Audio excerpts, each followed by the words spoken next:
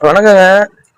Hot topic of தமிழ்நாடா இருக்கக்கூடிய ஒரு முக்கியமான விஷயத்தை பத்தி தான் நம்ம இப்ப பேச போறோம்.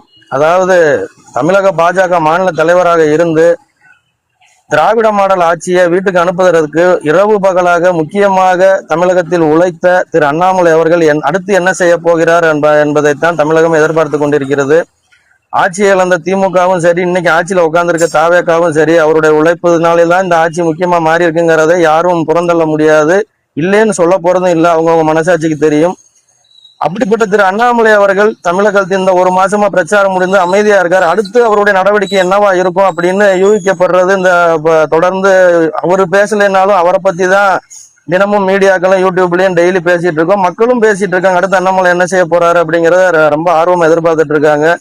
ஒண்ணு, அவர் வரக்கூடிய ஒரு 2வது வாரத்துல ஜூன் 2வது வாரத்துல மத்திய மந்திரி சபையில மத்திய மந்திரி ஆவாரா, அல்லது தமிழகத்திற்கு மறுபடியும் பாரதிய ஜனதா கட்சியின் தமிழ் மாநில தலைவரா நியமிக்கப்படுவாரா என்பதெல்லாம் ஒரு கேள்விக்குறியா போய்கிட்டு இருக்கு. இது ரெண்டுல எது வேணாலும் கண்டிப்பா நடக்க வாய்ப்பு இருக்கு. ஆனா மூன்றாவதாக ஒரு புரளி ரொம்ப நாளாவே ஓடிக்கிட்டு இருக்கு.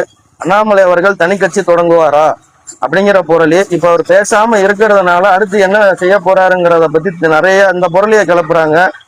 இது கடைசி வரைக்கும் புரளியாகவே தான் இருக்கும் என்பதற்கு ஒரு சின்ன உதாரணத்தோட பதில் சொல்றேன்.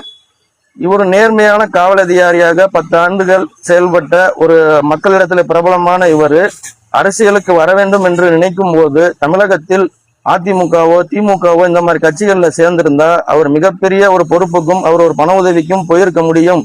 அவர் பாரதிய ஜனதா கட்சியில சேர்ந்தது எங்களுக்கு மிகவும் பெருமையா இருக்கிறது என்பதை சொன்னவர் நமது பிரதமர், பாரத பிரதமர் திரு நரேந்திர மோடி அவர்கள்.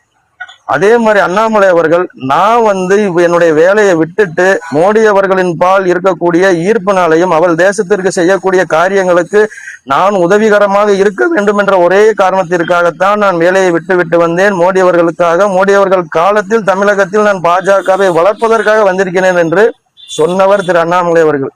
இதுக்கு மேல என்னங்க வேணும்?